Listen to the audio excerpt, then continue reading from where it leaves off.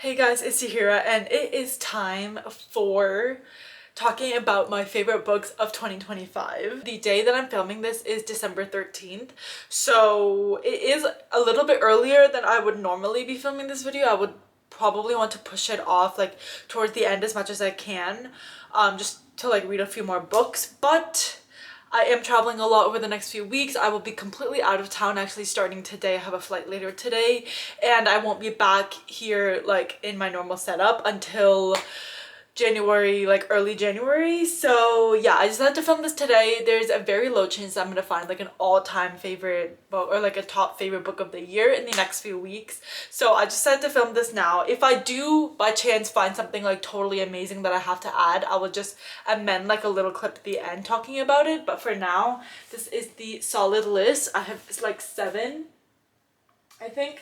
books that I consider my favorites of the year, and I'm really excited to talk about them. Starting off with my first 5-star in a really long time. I had a 5-star drought before this book for like quite a long time. I've just become so much more critical of my reading and my books in the past like couple years. I don't know why. I used to be that type of person that would give every other book 5 stars, but now I'm just so picky with my 5 and my 4 stars for some reason. But this book broke it. It was no surprise that it did, and honestly it was still my only 5-star this year, or one of them at least, and that is of course Sunrise on the Reaping by Suzanne Collins. This is the newest Hunger Games book. It is Haymitch's story. It is a prequel to like the main trilogy. It takes place after Ballad of Songbirds and Snakes. It follows the 50th Hunger Games where Haymitch is in there, and this is a quarter quell game, so there are double the contestants. That's a little twist for this. And it kind of follows Haymitch and his role in the Hunger Game, in the games that he's playing, and then as well as like kind of how he deals with life during that time, thoughts about the Capitol. Basically, he is very much wanting to resist as well, and he's kind of figuring out his piece in this whole resistance scheme. Everyone knows this is really, really sad. If you've read or watched the main Hunger Games book, it touches on a little bit in Catching Fire, but he has been through a lot. He's been through a lot of grief and tragedies in his life, and this book kind of goes into that, so it's very sad. And although you kind of know that like what things are coming because we kind of know his story a little bit, I still like found it really sad, and I'm really, really glad I read it. It was really emotional. I just feel so bad for him, and I'm so excited for the movie.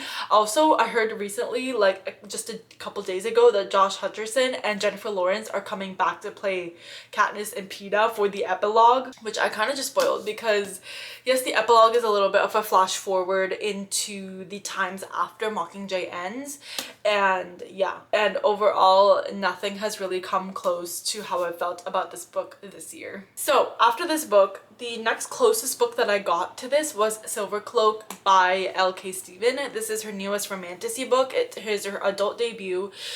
All I've really known her for is Our Infinite Fates, which is a YA like fantasy book that came out earlier this year and it got a lot of hype. I didn't read it, and honestly because I was seeing some mixed reviews about it, but overall it sounds like an interesting story. I just never picked it up. I heard so many good things about the plot, sounded interesting, and I've also been like gravitating more towards adult stories rather than YA. I haven't read a lot of YA in a really long time, so this one kind of felt like more up my alley, and it was like 4.75 stars to me. I loved the story. I loved the writing. I was really engaged with the plot. This one follows this girl named Saffron, and she witnesses the murder of her parents when she's really, really young by this like group of people called the Blood Moons. And we kind of fast forward. That's kind of like how the story starts. It's like kind of the prologue, and then the actual story starts with her being a part of this academy called Silver Cloak Academy, which is basically these elite like fighters and trained people to take down their goal is to kind of take down the Blood Moons. But Saffron does something that has her being kicked out of the Silver Cloak Academy, but then she kind of makes a plan to infiltrate the Blood Moons, pretend to be them, and kind of take them down from the inside, and also get revenge for the murder of her parents. Honestly, pretty early on I could tell that I was gonna like it. I just had a really fun time with it. The only thing is like the romance felt a little bit insta-lovey and insta-lusty, and I feel like it could have been fleshed out a little bit more and maybe a little bit more slow burn than it was, but that's just because I like more of a slow burn rather than just like them immediately liking each other. But I don't want to spoil anything, so I won't say anything here, but the way that some elements that I really like come into play at the end, I really enjoyed, and I'm really excited about the next book. Hopefully it comes out sometime in 2026. So after these two, the rest of the books are no really particular order. I would say Sunrise on the Reaping and Silver Cloak are my top 2 of the year, and then after this it kind of just like I could put them anywhere. The first one I'm going to talk about from these books is Silver Elite by Dani Francis. This was also a really hyped fantasy romance book. It is more of a dystopian romance. So this one follows this girl named Ren, and she lives in this world where some people have psychic abilities and they are kind of the inferior people because people are kind of scared of them. And she has to really hide her powers. She can't let anyone know that she has these psychic abilities. But then one day she makes a careless mistake that leads her into the hands of her enemy. But after she gets caught, she has to join this like training academy to be part of Silver Block. Basically the way this world works is that the military government kind of has these blocks for different metals, so like silver, I think there was a tin block, stuff like that. So basically each metal block kind of has their own thing. For silver, there are really trained like fighters and they go on missions and stuff like that. So she has to start like training for this to be part of Silver Block, but obviously she has these powers that she also has to hide, that we kind of have that dynamic. And then of course while she's there she meets like this guy who I'm totally forgetting the name of. Cross, that's the name of the guy. Cross is like a higher up kind of guy in this Silver Block, Silver training academy place. So of course she starts falling for him. They start having a kind of relationship going on in there, and the story starts from, and the story like kind of goes on from there. Really hyped romantasy books especially, or fantasy romance books, for me are a hit or miss because there's so many books out there that are getting hyped that I feel like just I don't end up really liking. I don't know if it's just because so many things are coming out now in fantasy romance that a lot of it is just sounding the same to me. I think the plots are getting a little bit repetitive. There are just certain elements of books that are just in every single book, it feels like.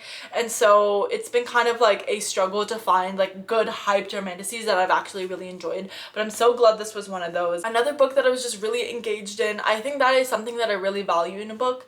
Now that I'm thinking about it, I think just being, obviously yes, being engaged, but like looking forward to reading the book is a really big thing for me. And I was like really having a lot of fun reading it. I like the training aspects of it. I like that in general, and I liked the relationship. I like kind of where it went in the end. I feel like sometimes there was places where the romance and her feelings was kind of overtaking her sense of diligence, because she had to be very careful obviously, but obviously at some point she wasn't, because she was kind of being more vulnerable with Cross. Anyways, this is not really a place for negative opinions. This is just talking about how much I really like this. I think I just had a lot of fun with it. I liked the writing style. The ending was in a place where I want to read the next book. And overall, I have like just really positive feelings about this book. Then we have another super hyped fantasy romance that I'm so glad worked for me, and that is Direbound by Sable Sorensen.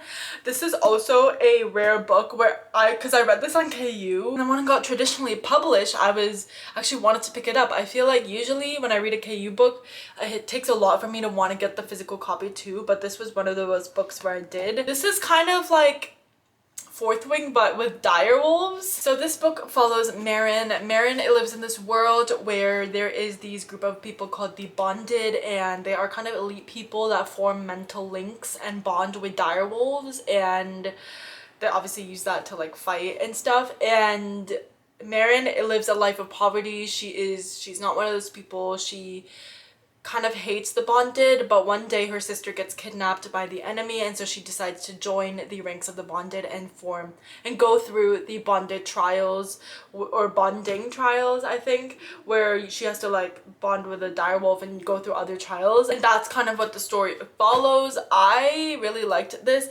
It does have a lot of similarities to Fourth Wing. I feel like it is quite noticeable, but it didn't hinder my experience of it because I liked Fourth Wing, so I still found this a lot of fun. I had a lot of fun with Fourth Wing as well, and I think I just was having those same feelings with this one.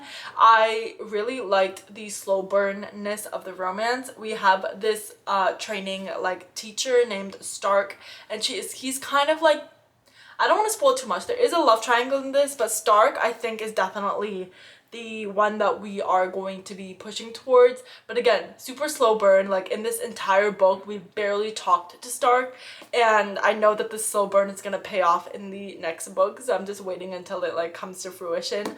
But I already kind of liked their little moments that we did get, and I haven't read a slow burn like this in a really long time, where in the first book they haven't even really spoken that often. Another thing that I'm noticing is that books that I just have a lot of fun with and just like to read and just want to read and pick up and just like enjoy thoroughly are books that stand out to me. That's kind of the case with both this and Silver Elite. I just had so much fun reading them, and I'm just so glad to be part of the hype, because it's always fun to be part of the hype along with everyone else. It's so fun to be liking a book and be freaking out about a book at the same time as everyone else. So I'm really glad that this one worked for me. Then we have a contemporary romance book, and that is Just for the Summer by Abby Jimenez. This is her third book, I believe, in the Part of Your World series. The Part of Your World series has been kind of it hasn't been like quite as amazing and as I thought it would be. I read Part of Your World and Yours Truly, and both of those I gave like 3.5 to 3.75 stars,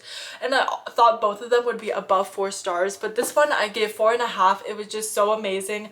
I loved the relationship between Emma and Justin, and the premise of this is also really cute and unique. So basically both Emma and Justin think that they have this curse where people like will date them, and then the person that they date after them is the one that they end up marrying. So like someone will date Emma and then they'll break up and they'll start dating someone else, and then they'll go on to marry them, and same with Justin. So what Emma and Justin plan to do is start dating each other, and hopefully to cancel out this curse. According to them, they will date each other for a little bit, and after that they will go on to meet their soulmates because they both have this curse. But obviously, this being a romance, we all know that they're gonna end up falling for each other and that they're gonna live happily ever after.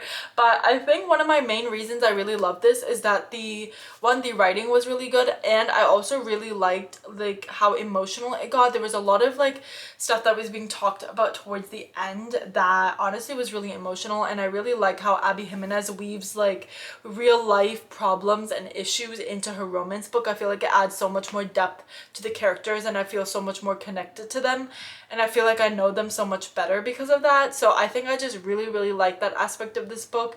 And I don't know, sometimes a 5-star or like even a high 4.5 or 4-star, you can't really describe like exactly what. Sometimes like 5-star is a feeling. That is totally true. Sometimes I just have that feeling that this is such a good book, and although there's going to be so many other books that I feel like I also have that connection to that I also really like, but sometimes a book will just, I don't know, tug at your heartstrings a little more, connect to you a little more, and I think this was just one of those books.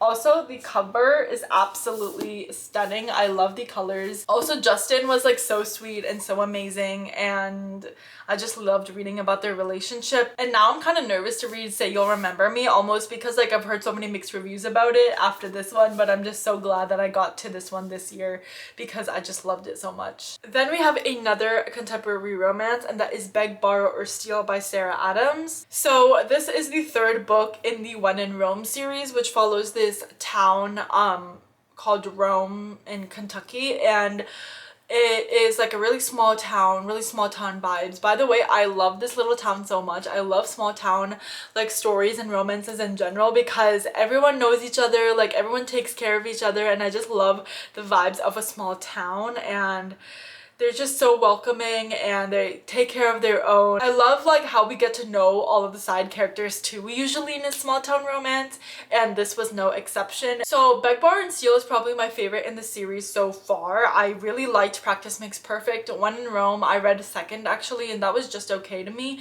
but this one was a all-star favorite for me. It was just, I think that it just had a lot of things that I could relate to. It follows the oldest sister Emily and her romance with this guy who I'm totally forgetting the name of, and they are kind of like a childhood enemies to lovers. They've known each other for a really long time. They've kind of always hated each other, hated as in like rivals kind of, and like ever since college. And now that he is back in town, they're kind of starting to face that their feelings that they've never really talked about or had closure on. So yeah, really enjoyed this story. I think just because she's also an oldest sister, so a lot of the stuff that she talked about was just really relatable in some ways, and I think it's just one of those books that I sometimes you just connect to a character, and that was me in this case. I also really loved their banter in this book. I like banter in general, but in this one they had a lot of really great banter, and I really enjoyed their dynamic, and I'm so sad that the series is ending. Like, if you start from the first book, like When in Rome, Practice Makes Perfect, Beg, Borrow, Steal, every book has been getting better and better for me, so I'm really excited about the fourth one in the series, which I'm hoping comes out in 2026, and I just hope it's as good or even better than this one. But yeah, that is actually a horror book, which I feel like I've never done before. But that is We Used to Live Here by Marcus Kleber. This one I just read like a month ago, I believe.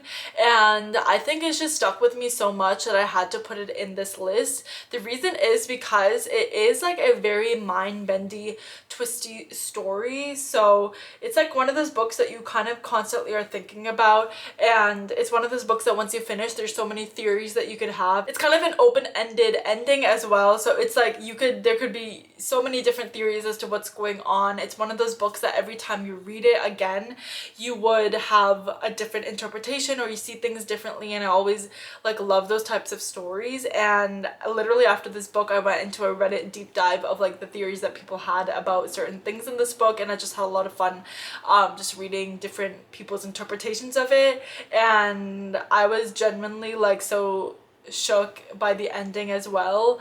And I don't know, I just had so much fun reading it. I wanted to know what was happening. I was confused, but in the best way possible, and overall I'm just really glad that I read it. And like genuinely, like I feel like I would want to read it again sometime. Obviously not in the near future, but like I can definitely see myself rereading this in the future, which doesn't happen a lot, especially with like a thriller mystery kind of book. So yeah, this definitely had to make one of my favorite books of the year. That is it for this list. Other than that, I don't know, my current book is The Final Empire by Brandon Sanderson, though I don't know if this is gonna make it to I am really enjoying it so far. I'm only like 130 pages in, but if it ends up being such a standout that it has to be added to the end of the year, then I would definitely add this on. After this book, since this is pretty chunky, I don't know how many other books I will get into fit it into the before the year is over. Also because for me, I like to start the year fresh, so I don't want to be taking any 2025 book into 2026. I want to wrap up my year with a finished book and start 2026 with the brand new fresh book. So yeah, I don't know how many other books I will be able to fit in before the end of the year, but I'm really excited about this one in general. And if I do find like any other book that is just so amazing that I have to add it, then I will just add it on to the end of this video. But yeah, let me know down below what is your favorite book that you've read this year, as of course I would love to know. But that is it for this video. I hope you enjoyed. Make sure to subscribe, and I'll see you next time. Bye.